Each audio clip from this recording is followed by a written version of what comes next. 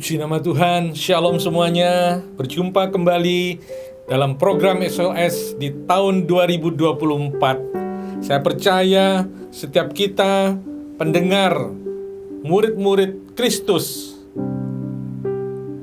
akan merasa senang kalau bisa menikmati hidup di tahun 2024 ini lebih baik daripada tahun 2023. Mari kita berdoa dulu.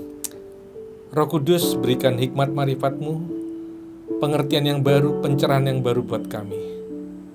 Ucap syukur buat hari ini. Kami mendengarkan dan kami mau melakukan sebagai seorang murid Kristus. Dalam nama Yesus. Haleluya. Amin. Bapak Ibu Saudara sekalian, semua termasuk saya senang sekali bisa menikmati hidup di muka bumi ini. Hidup yang penuh dengan berbagai macam masalah, berbagai macam sukacita yang kita alami. Karena kita tahu rahasianya bahwa kita hidup disertai oleh Tuhan. Sekali lagi, karena kita disertai oleh Tuhan. Saya percaya kita telah banyak mendengar, bahkan berkali-kali mendengar cerita tentang Yusuf, di mana Yusuf dia mengalami satu proses dalam kehidupannya, proses yang tidak menyenangkan menurut kita yang membaca kebenaran firman Tuhan, di mana dia sama kakak-kakaknya mau dibunuh, tapi oleh kakak yang satunya, karena mereka kan punya beberapa kakak ya, ada 10 atau 11 gitu yang bersama dengan itu.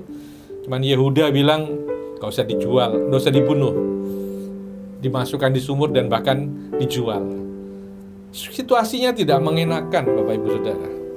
Dilanjutkan, akhirnya Yusuf dijual, gak jadi dibunuh, puji Tuhan. Karena Tuhan berjanji bahwa suatu hari nanti orang tuanya, saudara-saudaranya akan sujud menyembah kepada Yusuf. Akhirnya Yusuf dijual dan dibeli oleh Potifar, salah seorang pejabat di Mesir.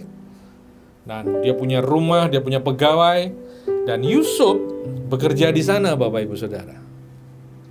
Yusuf bekerja dengan sungguh-sungguh, dengan dia belajar, berusaha, karena kebudayaan yang sudah berbeda.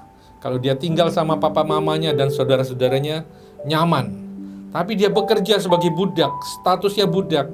Itu tidak enak, Bapak Ibu Saudara. Sekali lagi, waktu saya baca ini, saya renungkan ini, memang gak enak, Bapak Ibu Saudara. Tapi Yusuf tidak pernah bersungut-sungut. Yusuf tidak pernah ngomel-ngomel. Ya mungkin ngomel sedikit lah, ya. Tapi yang Alkitab mencatat tidak ngomel, Bapak Ibu Saudara ya. Dia tetap dengan sukacita dia bekerja. Buktinya apa? Dia disukai oleh majikannya. Sampai majikannya bilang, "Wes, Yusuf, kamu urus semuanya. Kecuali saya dan istri saya. Saya bisa ngurus sendiri." Jadi percaya. Tuannya melihat karena Yusuf disertai oleh Tuhan. Orang lain bisa melihat kalau Yusuf disertai dengan Tuhan. Karena Yusuf bekerja dengan perbuatannya, perkataannya, dan dia mau belajar, Bapak Ibu Saudara. Kita buka dulu di dalam Kejadian 39, ayat yang kedua. Saya bacakan buat Bapak Ibu Saudara sekalian. Tetapi Tuhan menyertai Yusuf, sehingga ia menjadi seorang yang selalu berhasil dalam pekerjaannya. Maka tinggallah ia di rumah tuannya orang Mesir itu. 3. Setelah dilihat oleh tuannya bahwa Yusuf disertai Tuhan dan bahwa Tuhan membuat berhasil segala sesuatu yang dikerjakannya, maka 4. Yusuf mendapat kasih tuannya dan ia boleh melayani dia. Kepada Yusuf diberikannya kuasa atas rumahnya dan segala miliknya diserahkan pada kekuasaan Yusuf. Bapak Ibu Saudara, Yusuf akhirnya menikmati hidupnya karena Yusuf memegang seluruh perintah daripada Yahweh, daripada Tuhan. Buktinya, dia bekerja sungguh-sungguh. Karena orang yang hidup sesuai dengan firman Tuhan, hidup sesuai dengan perintah Tuhan, kalau dia bekerja, dia akan bekerja sungguh-sungguh. Kalau sebagai pelajar, dia belajar sungguh-sungguh. Dan sebenarnya semuanya itu harus belajar, Bapak Ibu Saudara. Kalau orang sudah kenal hidup sama Tuhan, dia pasti akan sungguh-sungguh. Dan percayalah, percayalah, apa yang dikerjakan pasti berhasil. Karena kita percaya Tuhan beserta dengan kita. Sehingga Bapak Ibu Saudara, hidup kita menjadi nikmat, penuh dengan sukacita. Karena hidup bersama dengan Tuhan dan disertai Tuhan itu berbicara juga, kita bisa mengucap syukur. Seperti yang dialami oleh Yusuf. Situasi yang tidak mengenakan, dia tetap mengucap syukur. Bapak Ibu Saudara, kalau melihat saya, apakah saya tidak punya masalah? Apakah saya tidak ada situasi yang berduka, sedih seperti itu? Atau saya lagi senang kelihatannya seperti ini? Nggak ada yang tahu. Kalau tidak saya katakan, benar nggak Bapak Ibu Saudara? Tapi saya mengucap syukur, saya menikmati hidup hari ini.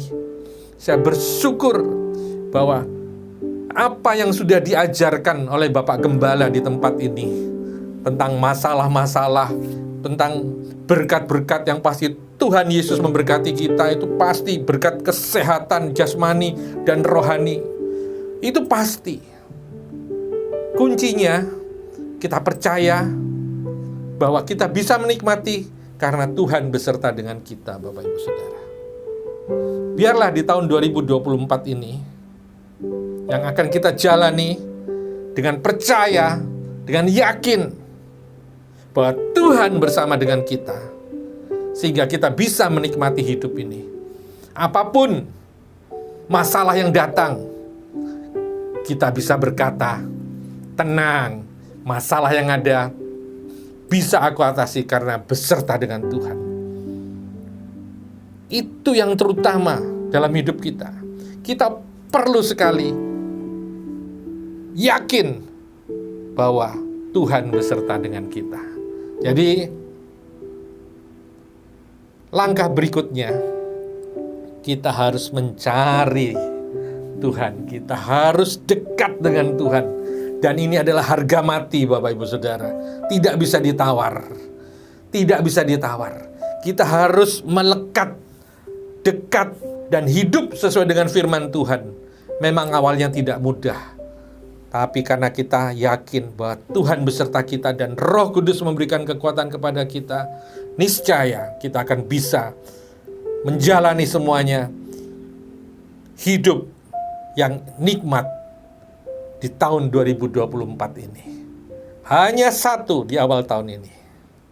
Penyertaan-Mu Tuhan, segalanya bagiku. Hadir-Mu di hidupku, terutama bagiku. Amin, Bapak Ibu Saudara. Tuhan Yesus memberkati. Mari kita berdoa buat bangsa dan negara kita, kota kita yang tercinta, dan gereja yang kita kasihi. Bersyukur di awal bulan ini, Januari, di tahun yang baru ini, kami dikuatkan, kami diingatkan, kami di-refresh bahwa penyertaan Tuhan adalah harga mati, adalah yang harus kami kejar, sehingga kami bisa menikmati tahun 2024 ini hidup lebih nikmat. Terpujilah nama-Mu Bapa. Berkati pemerintahan kota kami Surabaya, di bawah kepemimpinan Bapak Eri beserta wakilnya dan jajarannya, mengatur tata kelola warga Surabaya semakin hari menjadi warga yang sejahtera. Berikan hikmat kesehatan, perlindungan kepada setiap kepemimpinan ini Bapa, jajaran-jajaran yang ada. Dan buat bangsa kami yang akan mengadakan pemilihan presiden, damai sejahtera-Mu atas setiap pemilu, setiap calon-calon presiden, semua yang terlibat berjalan dengan harmonis. Kami minta di dalam nama Tuhan Yesus Kristus. Dan bersyukur juga buat Bapak Gembala kami dengan sabar, dengan kasih, melengkapi, mengajar kepada setiap kami untuk menjadi murid-murid Kristus yang kuat di dalam kehidupan pribadi, keluarga, pekerjaan, sehingga kami menjadi berkat buat banyak orang. Setiap pelayanan misi yang kami kerjakan juga Engkau sertai. Terima kasih buat jemaat Imra, baik yang di Tulungagung juga Bapa. Berkat-Mu nyata, perlindungan-Mu nyata. Ada Goshen bagi orang-orang yang hidup dalam jalan-jalan. Terpujilah nama-Mu di dalam nama Tuhan Yesus Kristus. Kami minta semuanya ini. Amin. Tuhan Yesus memberkati. Berjumpa kembali dalam SOS berikutnya. Tuhan Yesus memberkati.